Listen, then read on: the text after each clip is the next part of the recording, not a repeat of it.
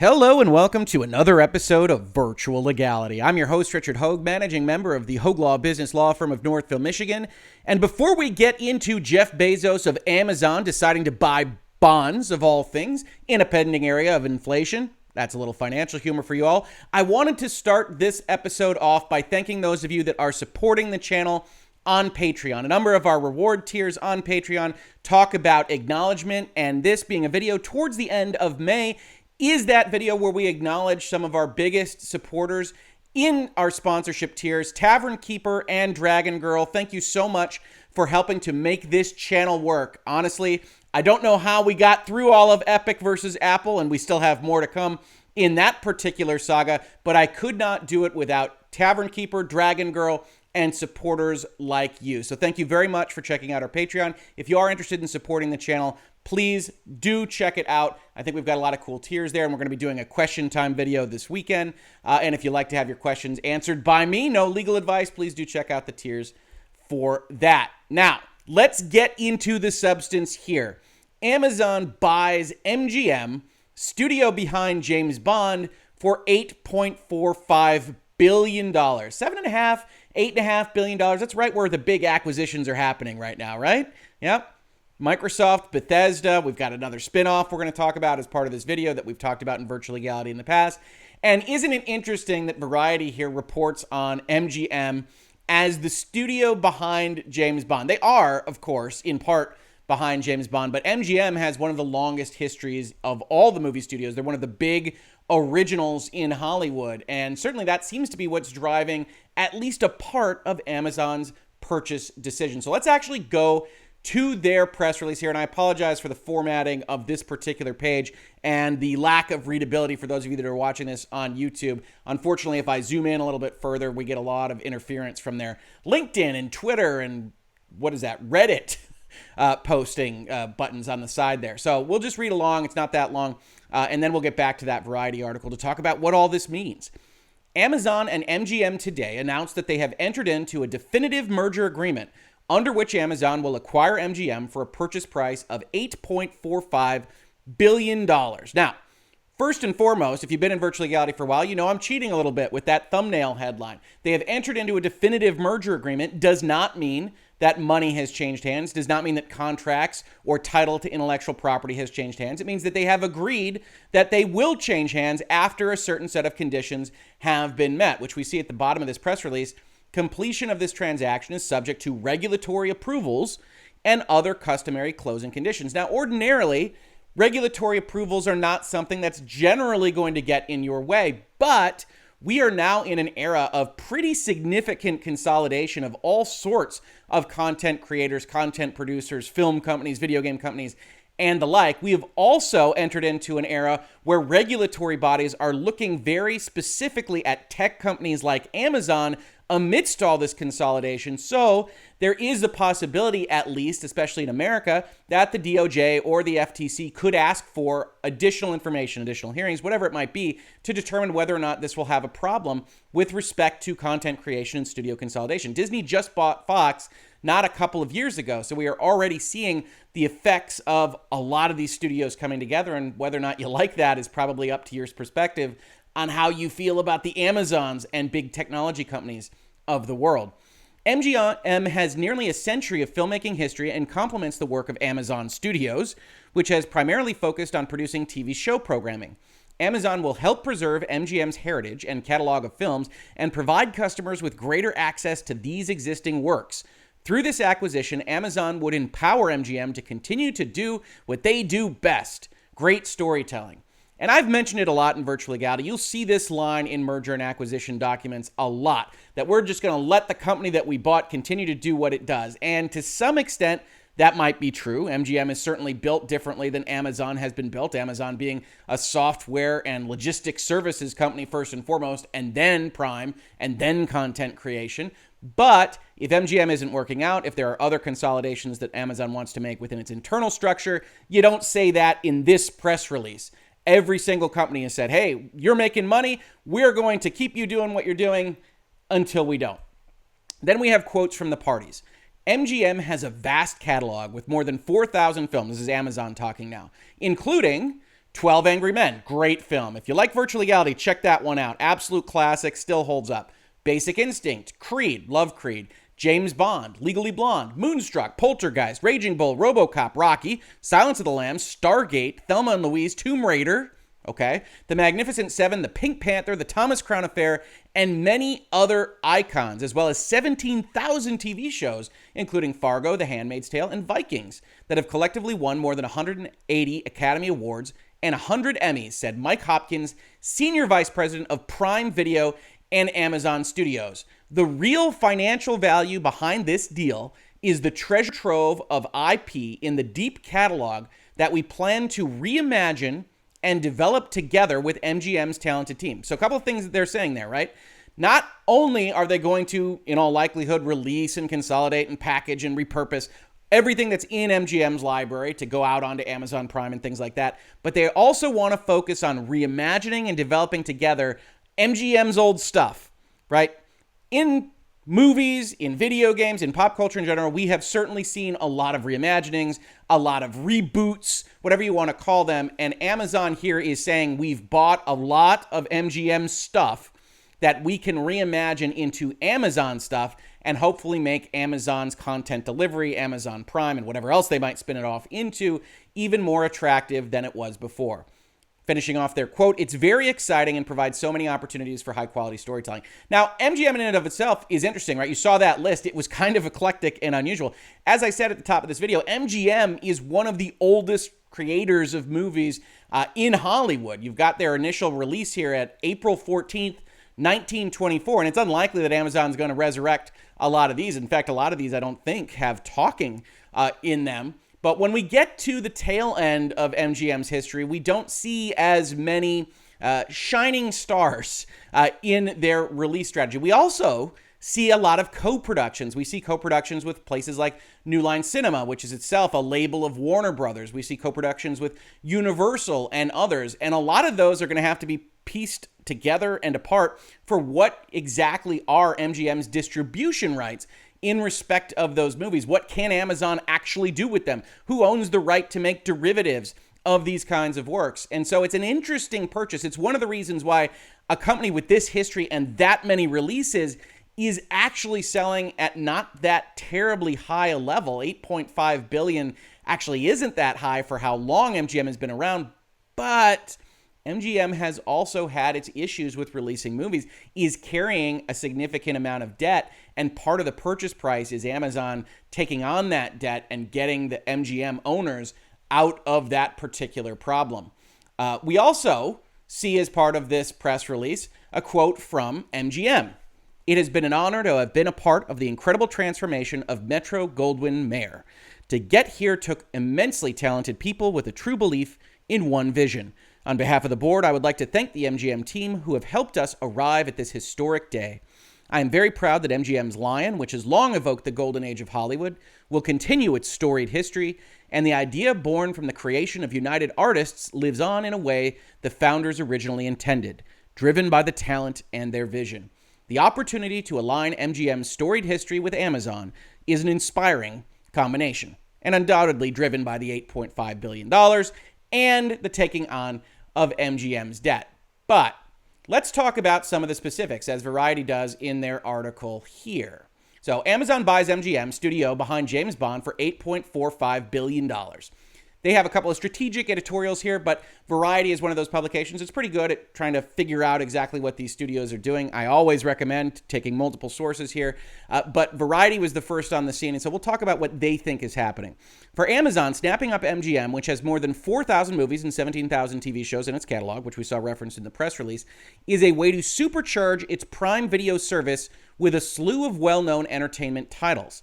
In addition, Amazon is anticipating being able to mine Metro-Goldwyn-Mayer's properties like the Pink Panther, Rocky, and yes, the 007 franchises for new originals. So we saw that. Now, Amazon didn't actually press as much on just using the catalog to shore up Amazon Prime, but that will undoubtedly be a part of the value that's provided by a deal like this one. The MGM deal is Amazon's second largest acquisition behind its $13.7 billion purchase of Whole Foods in 2017. You know you're talking about a conglomerate when its two biggest acquisitions, one is a grocery store and another is a movie producer. Amazon didn't say when it expects to close the MGM acquisition, which is subject to regulatory approvals and other routine closing conditions. However, insiders believe the pact will be approved by the end of 2021. That would put it at about the 6-month mark. That would be normal-ish for a deal like this. The question is whether the current environment, whether it's government regulatory or otherwise, creates things that are not so routine. I would never actually describe the regulatory process as routine, even for a deal that has gone through, like was the case with Disney and Fox, but they are usually not a barrier to a transaction like this. We'll have to see what happens. The purchase price includes the assumption of MGM's debt. That's a big deal. We don't have the details for how much is cash, how much is stock, what is debt, because Amazon hasn't filed for that. We'll see that as part of this article. Continuing with Variety's take on it, the pact comes on the heel of AT&T's decision to spin off WarnerMedia and combine it with Discovery, a deal that many entertainment analysts have predicted will spark a new round of mergers and acquisitions. And I tend to agree. In fact, that's what I said when I did my video here. If you're interested in what we said about WarnerMedia and Discovery, and especially the WB Games angle on all of that, please do check out the video that's on your screen right now. But as part of that was the notion that Netflix and Disney Plus and these big conglomerate entities with this large amount of content underneath them were going to have the most success in drawing viewers, drawing customers to paying $10 or $15 or $20 a month. And so when you had HBO Max and you had Discovery Plus out there, you could combine them and create something that was bigger and potentially competitive with those companies. Amazon Prime is in a little bit of a different state because Amazon Prime is, at least as I understand it, first and foremost a kind of delivery payment service, and then has these bonuses. Those bonuses are starting to become more of a driver of the value, and Amazon would certainly like to see that. They want to be in the content competition business here, but it will be interesting to see what it is that they actually do with this. I'm also not as sure as Variety's quoted analysts here that there are a lot of combinations and consolidations that are left out there with these companies to go and try to compete with the Disney Pluses and the Netflixes of the world. It will be interesting to see what breaks off and spins off and combines in hopefully interesting ways to create this new market of streaming competitors that is clearly forming underneath all of this. Companies that kicked the tires on MGM when it was being quietly shopped in recent months had expressed shock over the price that Amazon was willing to pay for the studio. They believed the studio was worth more on the order of $5 billion to $6 billion. That's $3 billion in difference, with the assumption of some debt. That was due in part to the fact that MGM actually shares the right to the Bond franchise with a company called Eon Productions. In fact, if you like James Bond, you'll see that name at the top of all their movies. That company, which is run by half-siblings Barbara Broccoli and Michael G. Wilson, has an unusual amount of control over the Spy series, with rights to approve everything from marketing to casting and from distribution to ancillary projects. In fact, Eon is fairly famously prickly about everything James Bond, in driving when a James Bond movie gets made, who the new James Bond is going to be, when they don't want a movie to be made. This was something that actually drove watchers of MGM batty, because they would get in the way of what was one of MGM's premier series now here in the year 2021. Eon Productions is also a little bit complicated in and of itself. I've pulled up the Wikipedia page here, but we'll just get a taste for what these folks, the lawyers, the licensors, and the licensees are dealing with when it comes to James Bond. Eon, a closely owned public and family corporation, was started by film producers Albert R. Cubby Broccoli and Harry Saltzman in 1961. At the same time, they became partners and sought financing for Dr. No, the first James Bond movie. The year before, they formed Danjaq, which for legal reasons became Eon's holding company, from which it licenses the rights to produce the Bond film. So Danjaq actually sounds like, from this Wikipedia entry, and you can never be entirely certain with a Wikipedia entry describing corporate structuring, so we'll take it with a grain of salt. It sounds like Danjaq holds the rights, Eon licenses those, and then Eon licenses it and works with it on the MGM side, because MGM owns a portion of Danjaq, as we will see. In 1975, after 9 films, Harry Saltzman, one of those original 2 founders, sold his shares of Danjaq to United Artists. Eon Productions is still owned by the Broccoli family. They control that aspect. However, United Artists then eventually gets bought by Metro-Goldwyn-Mayer.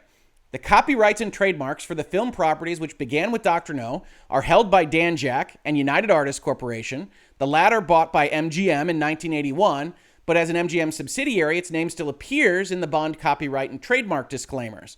Then we have co-distributions of the current Daniel Craig line with Columbia Pictures, and the revival of United Artists, formed as a joint venture between MGM and Annapurna under the label United Artists Releasing, as well as the expiration of the Columbia Pictures deal for the Daniel Craig movies, allowed the distribution of No Time to Die, which will come out whenever, to be shared between United Artists Releasing and Universal, while Dan Jack retains the essential rights to the film.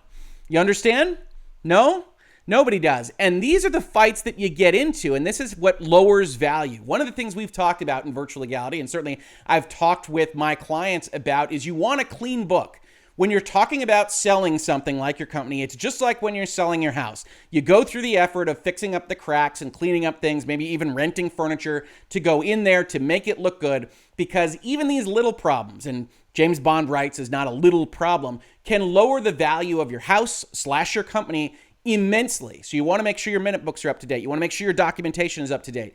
And a lot of these analysts looked at it and said, well, since we can't control Eon Productions, since we can't control the Broccoli family, what could be worth $7 or $8 or $8.5 billion is actually worth substantially less, because we don't know what that third party will do. And if we can't control them, we have to discount the value that this company has to us. In fact, a lot of these analysts apparently thought that that discount should be on the order of $3 billion or so. Amazon clearly disagreed, however.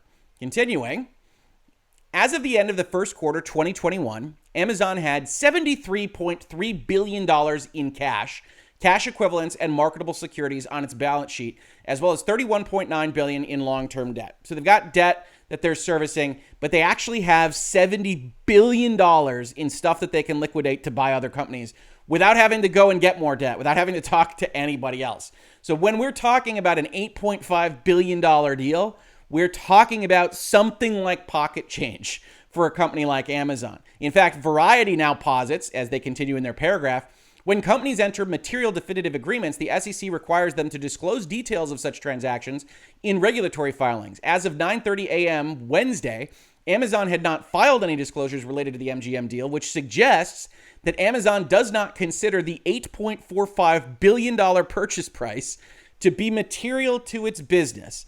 I'm not so sure that I agree with that. It would surprise me, to be honest, if Amazon doesn't wind up filing a document in short form about this agreement. But if they don't, Variety would have the right of it, and that would suggest that Amazon just doesn't view the amount of money as terribly significant. You know, if you go and you buy a tiny mom and pop, you don't have to disclose it to the SEC.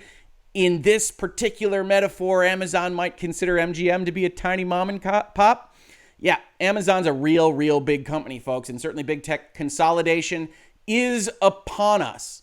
Amazon's deal to buy MGM for nearly $9 billion comes a day after the Attorney General for Washington, D.C. filed an antitrust lawsuit against the e-commerce colossus, alleging Amazon engages in anti-competitive practices, including price fixing, that have resulted in higher prices for consumers and stifled innovation and choice across the entire online retail market. That's where Variety actually concludes. This is a little bit more editorializing than I'm comfortable with in my journalism. If we go and we look at this actual antitrust lawsuit, which no, we're not going to dive into for 50 solid videos. We'll keep track of this like we keep track of everything else, folks. It says Washington, D.C.'s Attorney General filed a lawsuit against Amazon.com on Tuesday, alleging the online retailer broke antitrust law by requiring that third-party sellers not offer better deals for their products elsewhere. Attorney General Carl Racine said Amazon requires third-party sellers to give its customers the same or better prices than they offer elsewhere. This has 100% nothing to do with content delivery, with Amazon Prime's video service, with the consolidation of a movie studio into Amazon as a tech conglomerate. It's merely added by Variety here as color, although we would point out that all of those routine details, those regulatory approvals, will be happening in light of everything that's happening in big technology, as well as the other consolidations that are happening, including but not limited to Warner Brothers, Discovery, Microsoft buying Bethesda, and all of these various other things that are happening in entertainment after Disney got away with buying Fox with no issues from the regulatory parties. So that's what's happening right now. We will, of course, watch this. Certainly your takeaways are this deal isn't done, no matter what my thumbnail says. And we'll be seeing if this actually gets approved by the various parties, which it ordinarily would in a context like this. And whether or not Amazon's going to do anything with respect to James Bond, the MGM library, and what exactly it intends strategically to do with that whole library of MGM videos. It's certainly an interesting time in virtual legality, in pop culture, in movies, in television, in games in general. And so I'm very thankful for everybody that follows it with me here in virtual legality, especially to our Patreon sponsors for May, Tavern Keeper, and Dragon Girl. If you are interested in supporting the channel and seeing your name up there, please look at our Patreon, seeing Streamlabs, buying something from the store, or if all else fails, just subscribing, upvotes, downvotes, leaving a comment, telling YouTube, forum posts, and your friends that we exist. If you watch this on YouTube, thank you so much for watching. And if you listen to it as a podcast, thank you so much for listening. And I will catch you on the very next episode of Virtual Legality. Virtual Legality is a YouTube video series with audio podcast versions presented as commentary and for education and entertainment purposes only. It does not constitute legal advice and does not create an attorney-client relationship. If you have legal questions about the topics discussed, please consult your own legal counsel.